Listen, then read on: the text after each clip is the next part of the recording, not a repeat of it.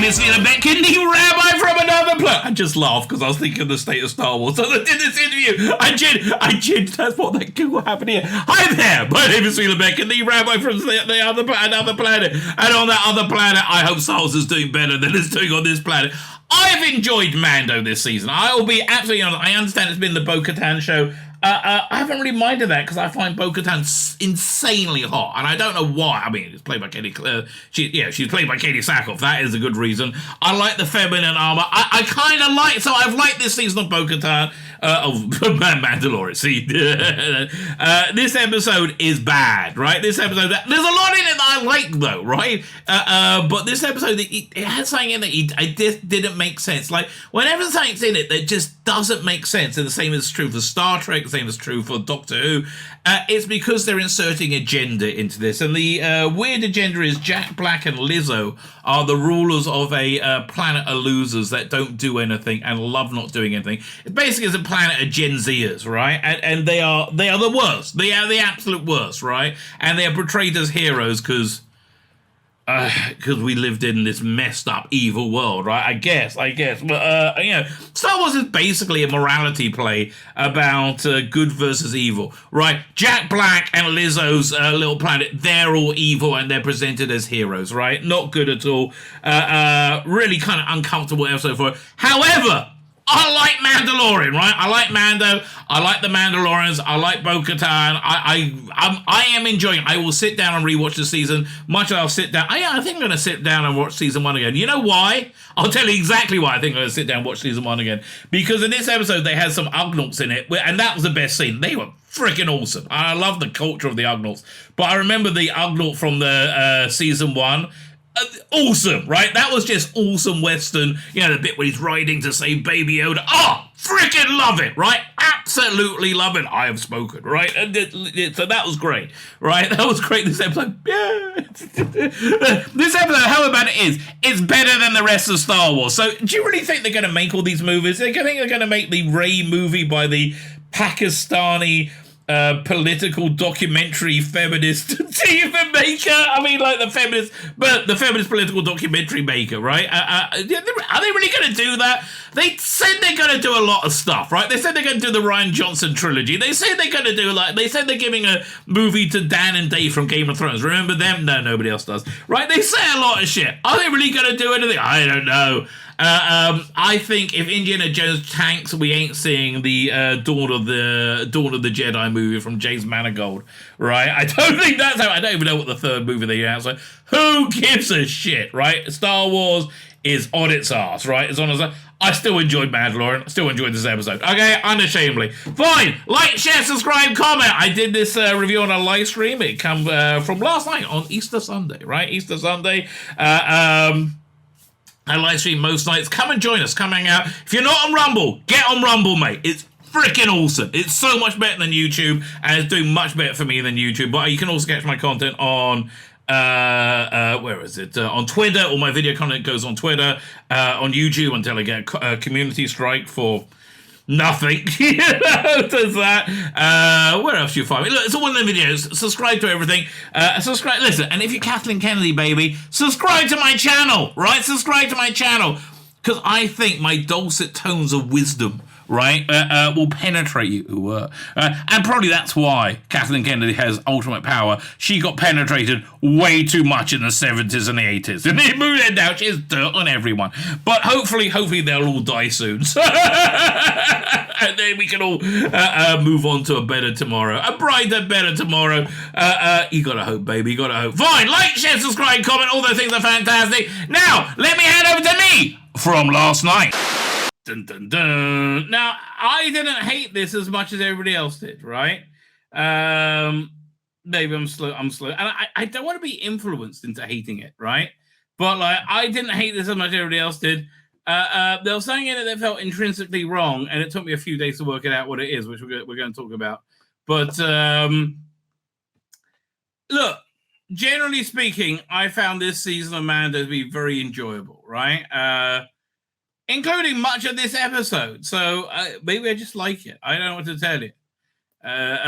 So it starts off where there's a bunch of Mandalorians that were under Bo-Katan's command, who are now who are now mercenaries, right?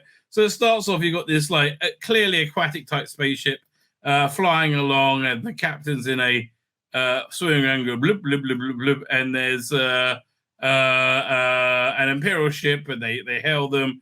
And I like the tube goes down, and she's like the water drains away, so she's sitting in a chair like a captain. There you go. And these Mandalorians, they said, yeah, listen, you're transporting somebody. We're here to get him.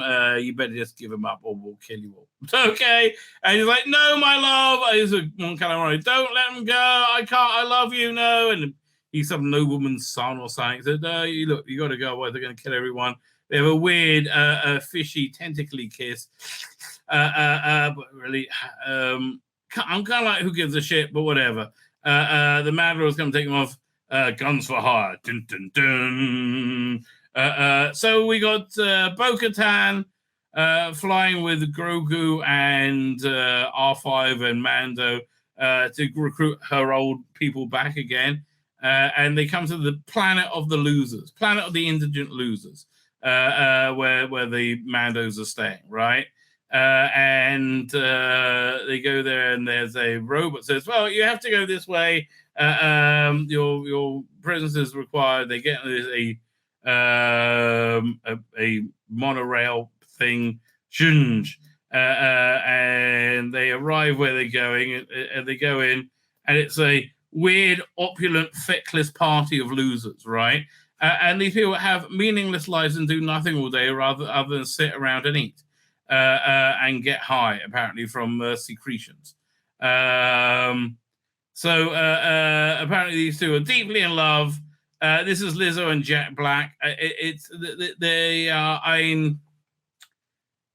what you would expect, really, quite frankly. Now, I didn't really know anything about Lizzo, right? I didn't realize she was the awful obese woman who played the priceless crystal flute. She seems like rather uncouth, and like she has her she's doing well to flout heteronormative ideas of beauty, I guess. But Baby Yoda loves her, right? And hangs out a bit, and they say, look, we need your help with something. They can't get the Mandalorians to do this thing because they're internal politics, and it's a really dumb setup, but they need them to go and find out why these robots are malfunctioning, right? And killing everybody, right? So, and so that's what they do. So they talk them into it and say, okay, but first you got to go and check with robot control. And in there is weirdly, it's Christopher Lloyd. Christopher Lloyd shows them how this robot goes crazy, another one goes crazy. These are ex-Imperial droids, right? And he's like, they're all going crazy. We don't know why. So, do we have a list of droids they could be? He said, well, then you got to go ask the Ugnaughts. This is by far the best bit of the episode, right? Because it flashes back to the first season, which I thought was fantastic. I love the Ugnaught in the first episode. So he goes down, the Ugnaughts are, I just ignore them, right? And so eventually he speaks their language. He says, I am Jin Jarin, friend of Ugnaught Flong Flong Flong, whatever his name is. I am a good friend of him. I will speak to you, get information. I have spoken, right? And so the Ugnaughts. So it's a good meeting with the Ugnaughts where he says, "Look, these droids are malfunctioning," and the Ugnaught like completely closes up and like says, "No, Ugnaught work in this." No, of course we understand Ugnaught work is the finest in the galaxy, and he basically just says the right thing, and eventually they give him a list of the droids they're looking for. Okay, so they go to the loaders, and there's a bunch of like Clone Wars era droids loading stuff. I guess this is where they ended up, right? Again, but this is creating a society of complete worthless indigents, right? These are the worst people ever. So he's like starts kicking over the droids to see which one will act up, and they find him and they fly. I mean, would he have acted up if they didn't kick him over? I don't know, but quite a good chase sequence through this completely awful, indolent society. Bo-Katan being cool, but gunning him down, right?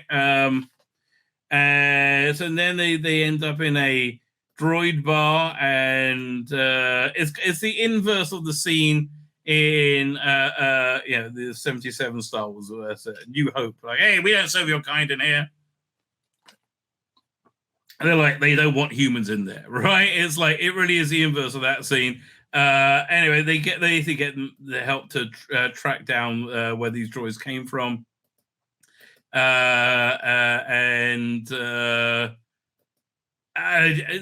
Reasonably good detective work. So it comes from this batch of droids.